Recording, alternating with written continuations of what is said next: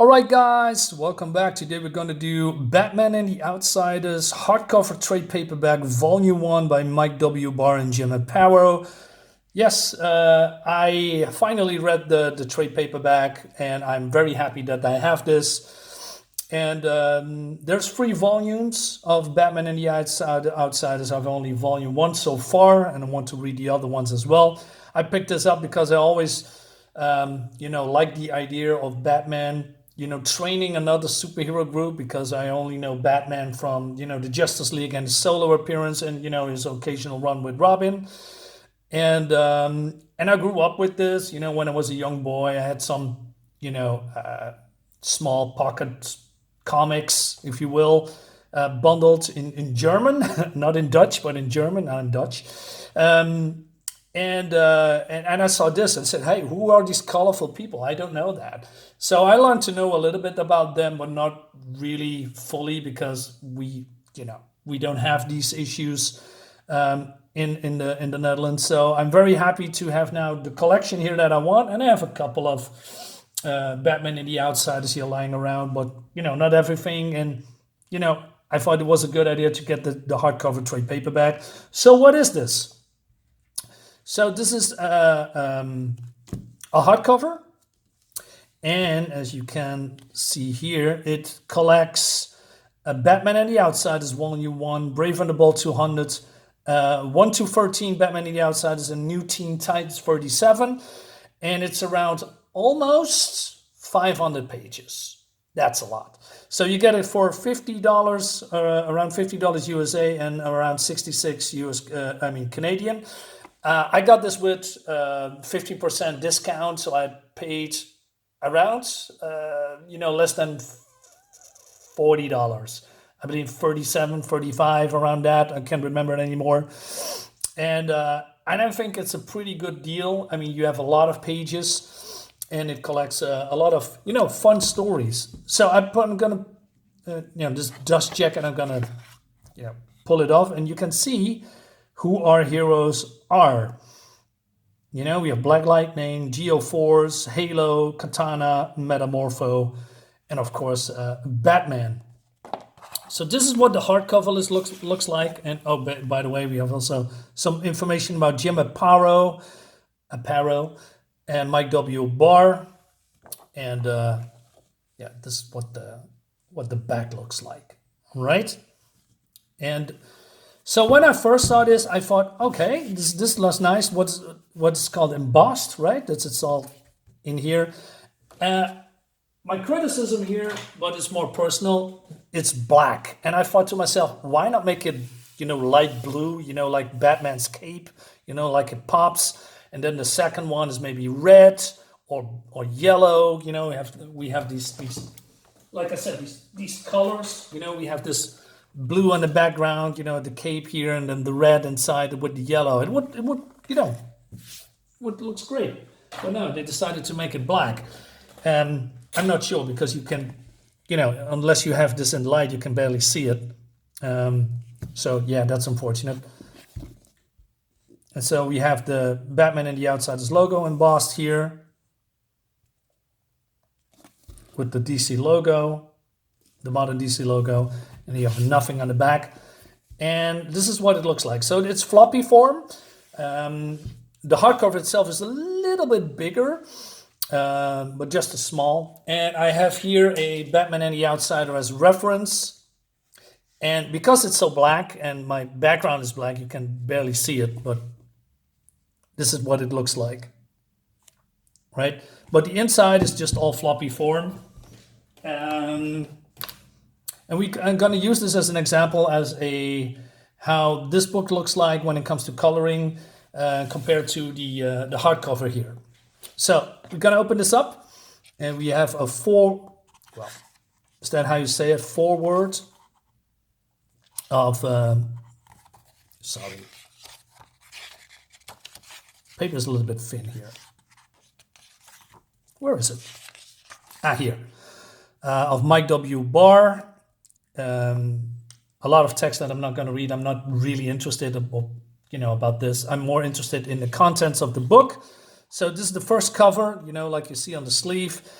And I'm talking about, a little bit about the stories, what's in here, but also the paper stock. The paper stock is not that thick, but I think that's a good choice. The reason why is if you have thicker paper stock and also maybe glossy, it affects the coloring.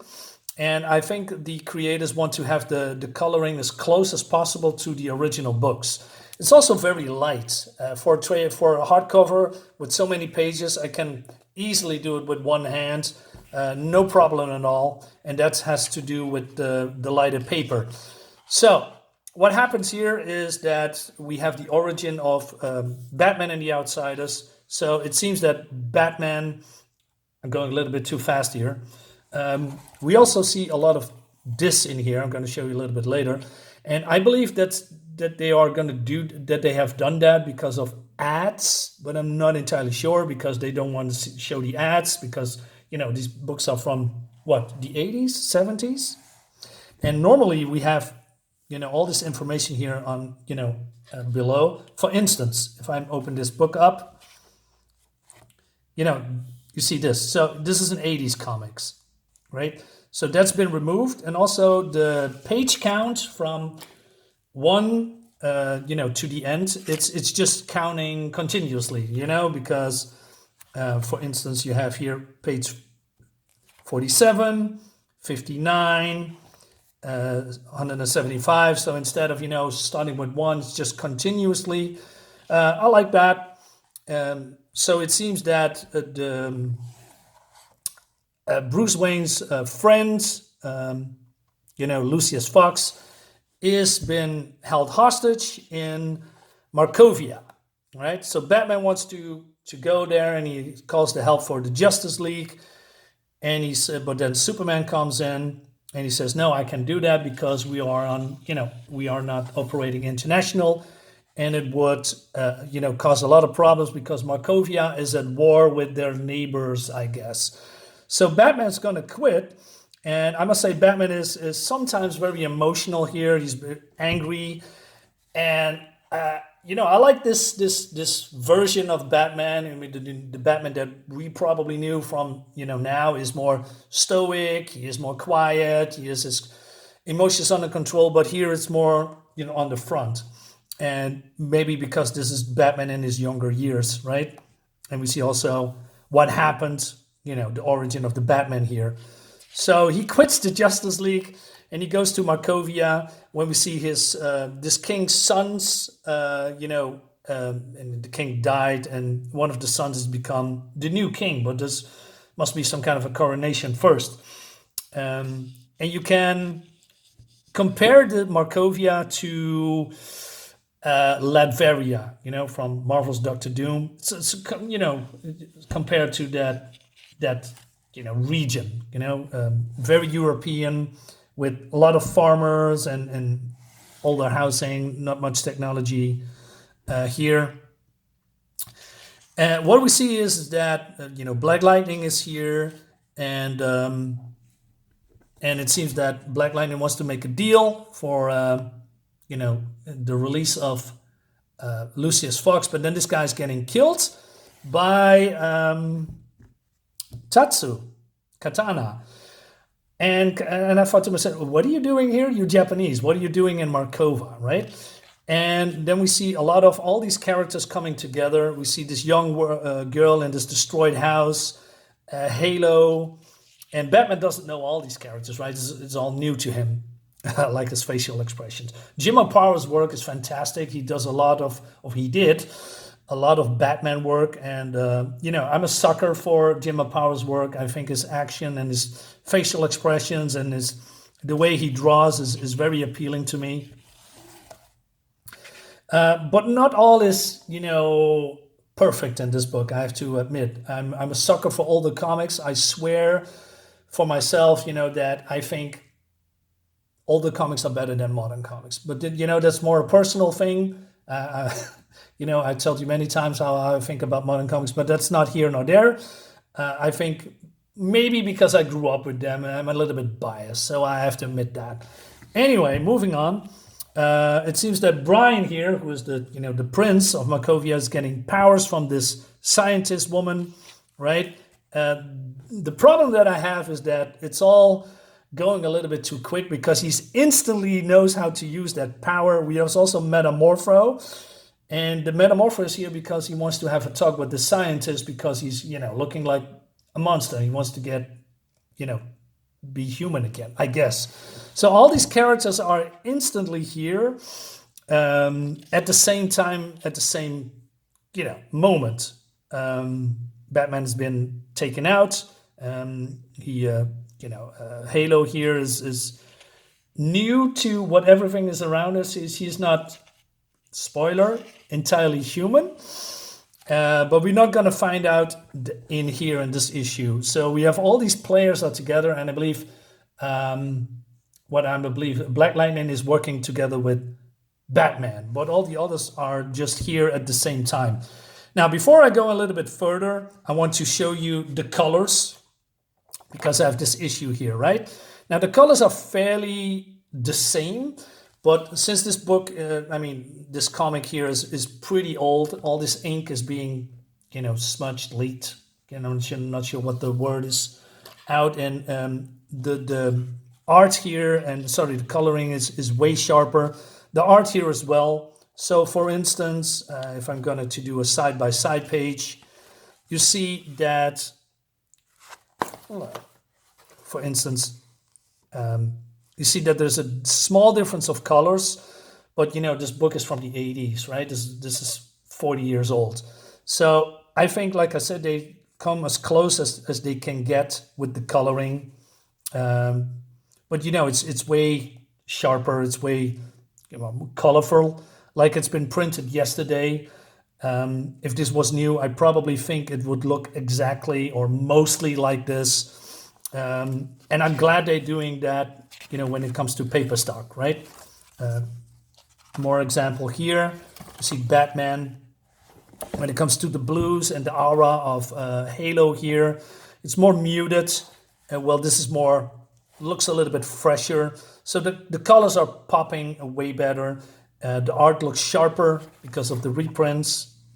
So overall, even Black Lightning, his skin color is here a little bit lighter. Well, here is more darker, if you will.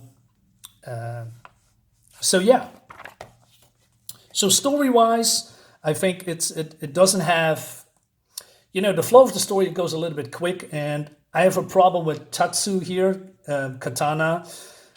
She's, how do you say, killing a lot of people, right? Also, how does Black Lightning, using his lightning to reassemble Metamorpho here? Coming back to the killing thing, Batman never said anything about her killing people, which is a big no-no in my book. Normally, Batman is anti-killing, but he doesn't call her out for this. But Black Lightning says, "Hey, why are you working with a murderer?" Right? She's a killer, and she says, "I slew General Carnes and those who would avenge him. Yes, he murdered the only persons I loved in the world." And she says, "We don't need your kind of murdering hell, woman." And he says, "Murdering? I believe you find these corpses unusual." Well, basically they're alive, but that's not entirely true because you stab this general here in the back, and he's dead, right? So don't tell me that is, I just only slew a couple of them. And Batman doesn't say anything about it, right? But he's okay. Let's move that on. But I have a big problem with that Batman is not calling him out. Not only that, so moving the story a little bit forward. So they're helping, this new Prince of Markovia, and so Brian here is now challenging the usurper, if you will, right? This, who has now also the same-ish powers as Brian here, because he is undergoing the same procedure. And there is a fight. And he's losing, right? And then Brian says, "Hey, anyway, we leave the judgment to the people that you have wronged, the victims, the people of Markovia." And he throws he throws him off this castle building here into these angry mob of Markovians. Now, I don't know what you think is gonna happen, but if somebody is getting thrown off here, this group of people doesn't matter anymore because this guy is splattered all across. And Batman just says, "Yeah, I like the way your mind works." What? No, no, that's not okay. This is murder. Okay, but probably because this is his land, other rules, but still, Batman, you can't say that. All right, but then skipping a few pages, so Brian goes with Batman, learning his powers, and and they have some kind of adventures here. What the most fun for me here is that we see more the origin of Katana, because Katana has also a secret. Spoiler, a little bit of a spoiler. There is something in the sword. I'm gonna not spoil everything here because I think if you are interested in this book, you need to find out for yourself. Also, we have some traumatizing people here. Black Lightning has accidentally murdered someone because of his powers. Well, it's not really that he murdered someone, but his actions caused a person's death. He's very traumatized by that. We see a little bit more about Halo, Katana's origin, or basically what happened in the sword. What's the secret that's since been revealed here. The most interesting thing is Halo. Halo is a very young woman, underage, and she's acting like she does know nothing about the world. She doesn't know anything, right? And Katana is basically her, how do you say, caretaker, if you will, and becomes basically a mother for her. I like this transformation part that she's doing, this very negative space here. It's pretty cool. Sorry, my resolution's going haywire because my battery is dying. That means, okay, so I hope I can, complete this video. So she is, like I said, she doesn't, have a good relationship with Tatsu in the beginning. Later, it's becoming better and better. Again, you see this here. Like I said, I think it's because of the ads. And we see this supervillain. There's a lot of supervillains in here. And we see people grow as a team.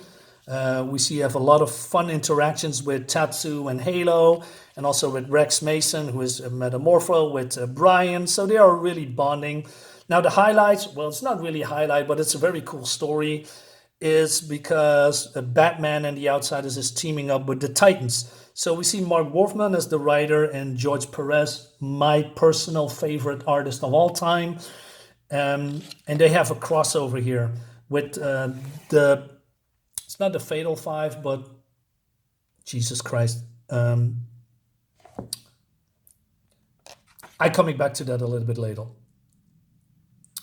So yeah, that is fantastic. And we have then the crossover with Batman and the Outsiders and the Titans, as I mentioned, but also a little bit interaction between Robin, because Robin was separating himself from Batman, but Batman automatically wants to take over the team because he is a natural leader. Robin doesn't like that, and there is some tension between him and Batman that's being resolved later.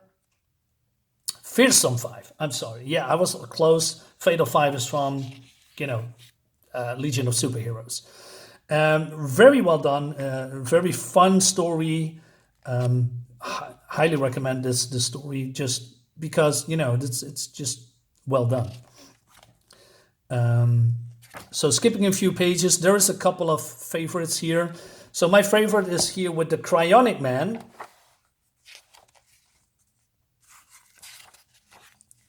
Here, and he said, okay, you have another freeze villain. Well, yeah, and this is a good one because he's almost, defeating the Batman and the Outsiders. And we see also Tatsu having a tantrum here because he doesn't want to go to school. What I also like is their colorful costumes. For instance, Black Lightning with his old school, costume with the cowl. We have Brian, who has the same costume as his sister. As you might probably know, where is she? Here. It's Terra. She is, well, can I say it? She's going to betray the Titans, right? And she is Brian's sister here. That was a fantastic story. I believe that was one of the best written Titan stories ever. The Judas Contract is this the storyline. And I like all these costumes, very colorful, and they are very distinct from each other. So, yeah, a lot of content. So with the Cryonic Man, I'm spoiling a little bit here, but I want you don't go into much. But let's say he has, let's say these people. These people are from the 50s, and he's frozen them in this cryonic zone because cryonic tubes because they are sick. Well, no, his lover is sick, his girlfriend, and they have telepathic ability somehow. It's not really always explained. That's another gripe that I have. That although they are cryonically frozen, how did they become telepathic? But he says, hey, it's still 1955 because, the world was ending and there was some kind of a war and they locked themselves in some kind of a bunker. And he's using them for body parts, although it's not revealed.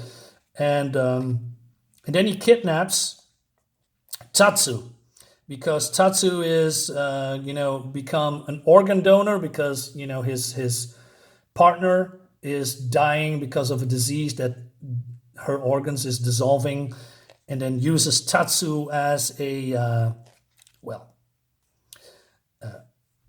organ donor, I guess, right? And he almost kills her. And so there's a story that's really fun. I like these stripes from Halo. She's a great character. Now, we have also some super villains called the Masters of Disasters, although they are not really very well.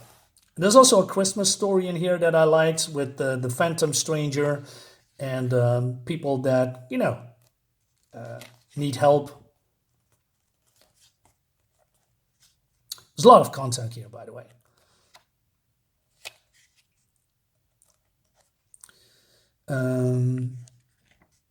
I'm not sure what I can add a little more. And this is the part that Tatsu is being attacked by the brother of her husband, and it seems that the brother, I'm going to spoil it, doesn't matter, is absorbed in this sword, and it speaks to her. So it seems that the sword is magical or cursed. So when it slays an enemy, that person's souls can then be absorbed into this sword. So the person in question has, called upon the spirits that has been inhabited through this magical, incantation, and it calls all these warriors that has been absorbed, and now it's working for the brother of stepbrother, I believe, of Tatsu. And now the brother is also being released, and now he is forced to deal with Tatsu by killing her. Of course, it's not really going to work real quickly. And so there's a fight breaking out, and then she's forced to kill him because he wants to kill Halo, although he doesn't want to do that, but he's enthralled by this curse, right? And by doing so, she also kills her stepbrother, right? And now he's been absorbed into this sword. Very cool. Also, Batman is being sick because he's been hit by a dart that has been poisoned, and now they need to bring him back to his senses. And there's a story around that. But, I'm going a little bit overboard with all this content. So overall, this is a very fun collected issues of Batman and the Outsiders. Definitely worth picking up. What I miss from this book is, more, let's say, it's pretty bare bones when it comes to extras. So we only have the covers of, you know, the new Teen Titans with and Batman in the Outside against the Fearsome Five. And we have some, I don't know, sketches, I guess, or black and white cover, or a more like a pinup by Jim Aparo, and character design. That's it. So it's very meager, but you know, I'm not buying this for all these sketches and covers and you know, writing styles. I'm buying this because I want to have the complete collection of Batman and the Outsiders that I'm more interested in. So overall, I recommend it. Like I said, it's not perfect because not every story has a good flow. Like I said, the killing with Katana is a big no-no in my book, and you know, and some things happened a little bit too quickly when it comes to pacing and stories and etc. and writing. A lot of things are not well explained. They are just there, you know, like the telepathic abilities of the people that's been frozen. But I like the interactions between the team, you know, that Katana is basically taking Halo under her wing, right? She says, hey, can we go to see Star Trek again? And she says, yeah, we're going to do that if she go to school. But I have to point out, and I forgot that, there is I believe, an error here. She says, can we play video games after? Yes, we can play video games after. Can I stay up late and watching The Late Show? Yes, we can play video games after. That doesn't make any sense. So this is the same. So I believe they're making an error here. You know, it's small, but I have to point it out. And there's other small things that bugs me, but still, you know, I think this is a very good book. It's very entertaining, good stories. The characters are probably the best here. Very well fleshed out, except for Metamorpho. But I think Metamorpho's story is going to be highlighted a little bit, you know, later in the books. So I'm going to pick up volume 2. Also, what I also like is that Batman is using his... I forgot to mention that. I hope I can show you guys that. With the Masters of Disaster, Batman is using his alter ego called Matches Malone, and I thought, oh man, it's so long ago that I see his alter ego. His alter ego is so cool. He's basically a you know, crime. No, it's not a boss, but you know, he's a criminal, and he's using his shtick to infiltrate certain criminal organizations and then take them out from the inside. And we have also some Brian and Metamorpho as disguise to get to know more about, you know, what's going on. And he's acting like a criminal, right? He's talking like a criminal. So yeah, that's pretty cool. I wanted to show you guys that. So yeah, Matches Malone, what a great character. So guys, let me know in the comments what you think about this. You know, here we go, Batman and the Outsiders. Hope you liked the video. I'll see you next time. Bye-bye.